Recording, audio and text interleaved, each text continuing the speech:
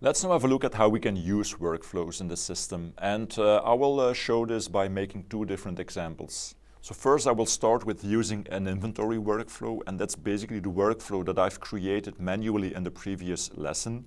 And I will also use a purchase invoice workflow. So let's start with the first one. So remember, and let me go back to show you, what we have created in the previous lesson was an inventory workflow.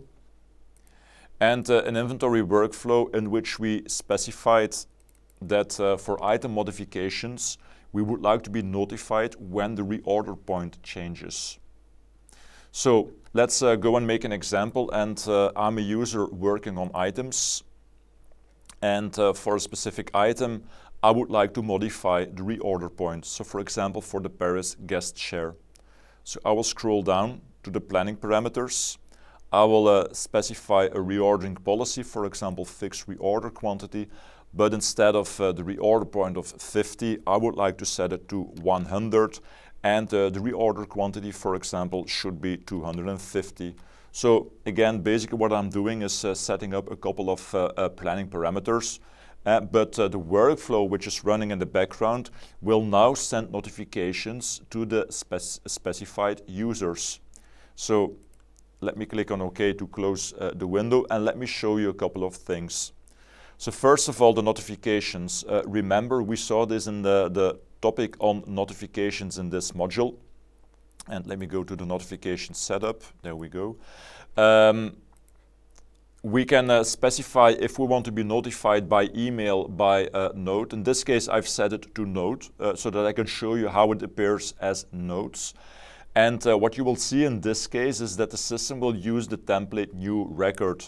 So this might be a little bit confusing because we didn't create a new record, but that's by default the template that the system will use when you modify an existing record. So you might want to do in real life some technical modifications to include maybe a new template that you can use for modifications. So that's the first thing that is important. Then the second thing is that you will see you can follow up on these entries by going to the notification entries. And here you can see that a new notification entry for the item is created, but it hasn't been sent yet. So based on the job queue setup, it could take like a couple of minutes, for example, for the notification to be sent. But after a while, it will appear in your notes fact box. So now I've refreshed my page. You can see it now in the send notification entries. There we go.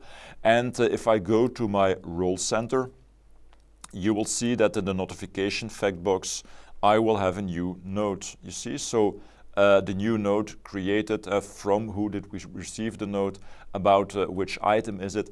And like I just said, might be a little bit confusing here because we're using the standard demo data. We didn't create a new item, we modified an existing one. Let's now look at the second example, and this one, in this one I will use the purchase invoice workflow. And so besides the inventory workflow that I've just shown you, in this case, the purchase invoice workflow. And this is one which is based on one of the existing templates. So let's first look at the template. So let me go to workflow and to the workflow templates. So here you can see that there is a purchase invoice workflow template, and I've created already a workflow based on that template. So let me show you. So here you can see it. So it's enabled, which is of course very important. And basically this workflow will do the following. So if a purchase document is released, then the system will automatically post the document in the background. Next, if the document is posted, it will create a payment journal line for which I have had to specify the template and the batch, so payment bank I've chosen. And if the journal line is created, a notification again will be sent to me, in this case to Platan. You see, so also very interesting to have a look at this because quite a lot of things will happen. So the only thing I need to do after creating, for example, a purchase invoice is release the document. The system will post automatically, prepare a payment line in the payment journal and notify a specific user. So let's go and try. So I will go to purchase invoices and I will create a new invoice. So for example, for vendor 10,000, so London Postmaster. I will enter the vendor invoice number, and let me enter a simple invoice, for example, based on a GL account.